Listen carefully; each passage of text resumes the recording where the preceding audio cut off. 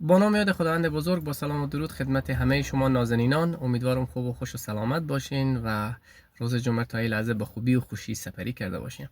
دوستان عزیز، یک موضوعی که میخواستم خدمت شما پیشکش کنم این بود که خیلی عزیزا به من تماس گرفتن و پیام دادن بابت ویزای بشردوستانی که این روزا خیلی واقعا سر و صدا با پا کرده. من میخواستم بگم بله، این حقیقت داره. در گذشته کشور برزیل فقط یک ویزای بشردوستانه که میداد خیلی جدی نبود، یعنی رسمی نبود. خب خوشبختانه در این اواخر این رسمی شد و این به تثبیت رسید که حتما ویزای بشردوستانه برای افغانا باید انجام بشه و انجام هم میشه.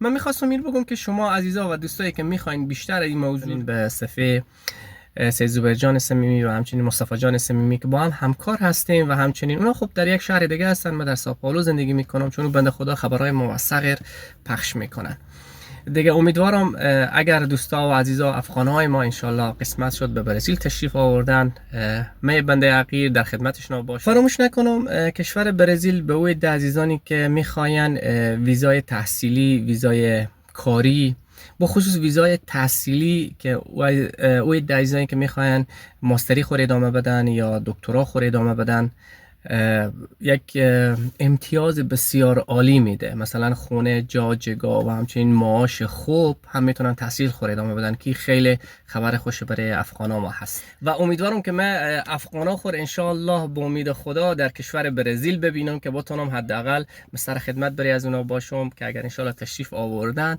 ما هم حداقل میزبان خوبی باشیم برای اوی ده عزیزانی که تشریف میارن. یک دنیا سپاس، انشالله که خوب و خوش و سلامت باشین. وقت شما بخیر، خدا نگهدار.